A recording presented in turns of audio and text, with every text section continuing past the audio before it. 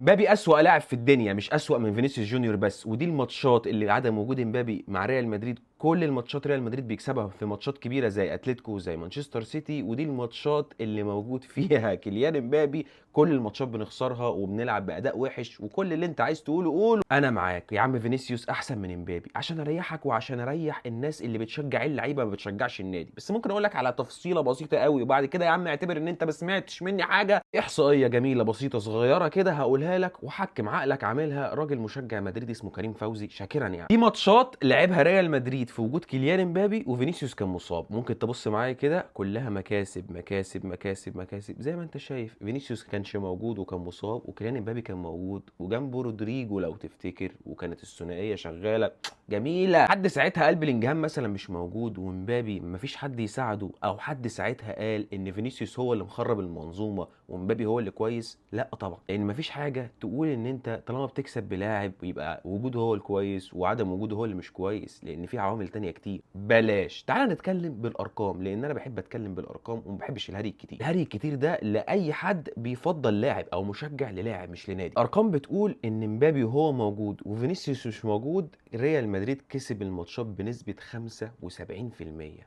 العكس، وفيني اللي موجود ومبابي اللي مش موجود 64%. يعني في وجود مبابي وعدم وجود فيني، ريال مدريد نسبة فوزه أعلى أصلا. فترة وجود مبابي وأردا جولير وبدل فينيسيوس جونيور كان موجود رودريجو، ريال مدريد لعب 14 ماتش من غير فينيسيوس جونيور. كسب كام؟ كسب 12. ريال مدريد كسب 12 ماتش من 14 وفينيسيوس جونيور مش موجود ومبابي موجود. تقول لي عايز تقول ايه بالكلام ده؟ عايز تقول لي يعني ان فينيسيوس هو المشكله؟ طب ما احنا شايفين ان فينيسيوس بيكسب وريال مدريد بيكسب ومبابي مش موجود. لا يا معلم، مش ده اللي انا عايز اقوله. انا عايز اقول لك ان النسبه اصلا قريبه جدا من بعض، حتى لو مبابي نسبه وجوده اعلى بس برضه قريبه من بعض. مشكله ولا في ده ولا في ده. المشكله ان النسبه اللي اذا كانت ال 75% او ال 64%، النسبتين دول بيقلوا جدا، والاتنين مع بعض نسبه فوز ريال مدريد بالماتشات والاتنين في الملعب 61%. يعني اقل نسبه. المشكله لا في ده ولا في ده، الاتنين كويسين، الاتنين مع بعض مش نافعين. فانا لا جاي ادافع عن ده ولا جاي ادافع عن ده.